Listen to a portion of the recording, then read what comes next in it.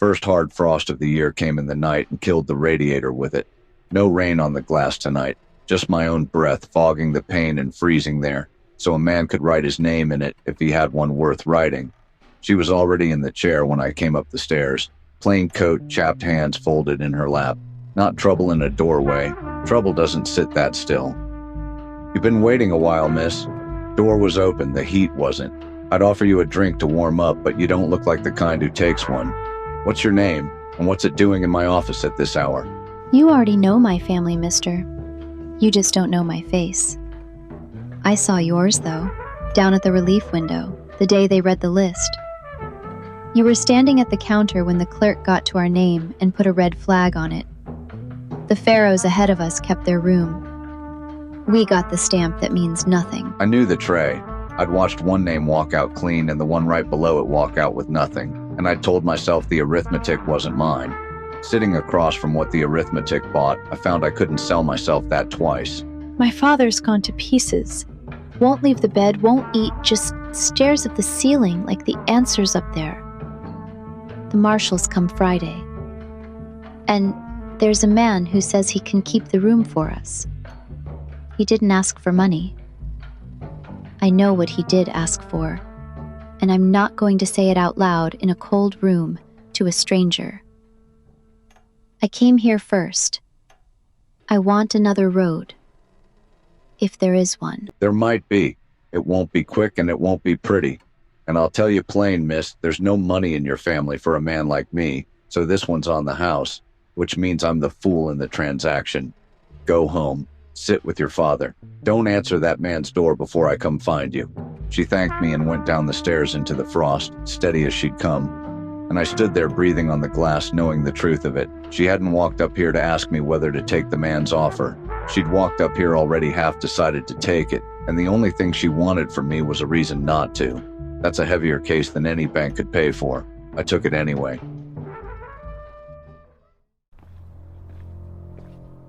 The automat on the corner kept its coffee hot and its windows cold, and the two argued all night in a fog on the glass.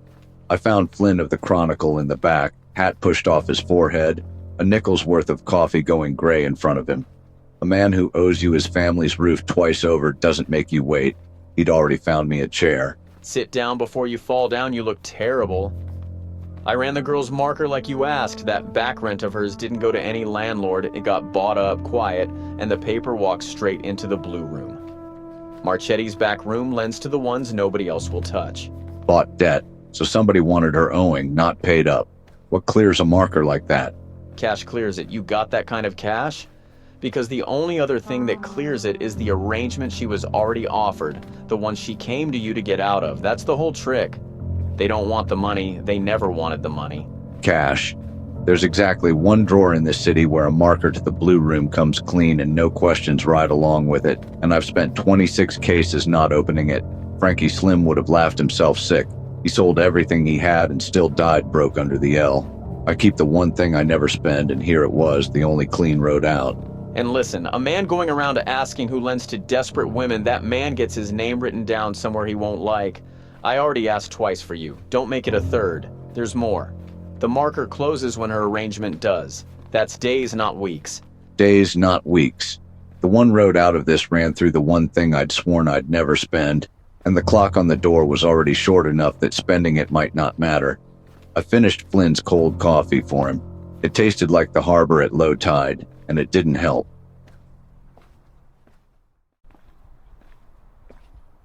The alley behind the blue room ran cold enough to see your own breath and count it.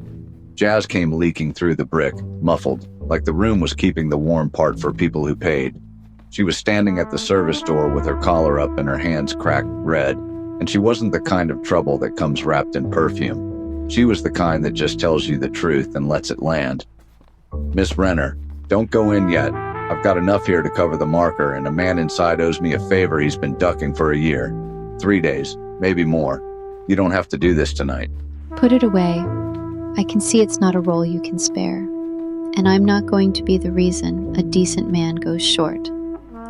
You came all the way down a freezing alley to hand a stranger money you don't have. That's more than anybody's done for us since the notice went up. It buys you time. Time's the only thing worth buying in this city. Time for what? 3 more days at the same door, waiting on the same men to decide whether we keep the room. I'm not built for their kind of waiting. This way, my mother and the little ones have the room through the winter, and it's my hand that did it, not the county's mercy. I chose it before you got here. You just made it harder to be sure, that's all. You walk through that door, there's no walking back out the same. I've watched people go in cheaper than you and never come up for air. I know exactly what it is. Nobody's fooling me, and I'm running no angle. Thank you for looking, mister. Most men only look at the paper. You looked at us. Go home, get warm, and don't stand out here catching your death over a girl who already made up her mind. The door swung shut and the jazz swelled up loud to meet her, and then went muffled again, the way the city closes over anybody it swallows. I stood on the wrong side of the brick with a roll of money that hadn't bought a thing, watching my breath and counting it. Somewhere a family kept their room this winter. Somewhere a girl paid for it, and I was left in the cold doing the only arithmetic this town ever taught me, the kind where you carry the loss and it never comes out even. The frost had come in thick on the office glass, the kind you can't see the street through, only the smear of the neon behind it, and somewhere under the floor the dead radiator started to tick, the way an old man clears his throat before he says something he's been putting off. It was warming up, first time all winter. I sat and listened to it find its heat, and I thought about who'd paid for the coal. You're still here. I figured you would be. I brought you coffee instead of the other thing, Sunshine. Don't argue with me about it. Just take the cup. Sit down, Dale. The family keeps the room. All winter, the whole lease. I checked the ledger myself twice, like it might change on the second read. And the girl.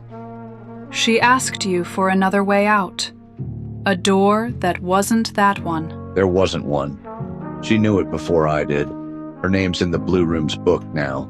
Not a claim on a desk somebody could deny. A person, walking in on her own 2 feet to pay it down. Paulie always did keep his lights on. You watched it twice. Once from a desk, once from the mouth of that alley. That's more than a man's supposed to carry in one night. You don't have to say the rest of it. I'll just sit here. So she sat, and the radiator ticked, and the room got warm around the two of us, and I understood I was never going to be able to file her name anywhere. Not on a card, not in a report, not in any drawer that closes. There's a family down the block sleeping warm tonight, and there's a girl in Marchetti's book who put them there, and only I know both those things are the same fact. She went cold so the room wouldn't. That's the whole arithmetic. I'll carry it like a debt nobody will ever let me pay. And every time this radiator ticks, I'll hear her clearing her throat about to say something she never got to.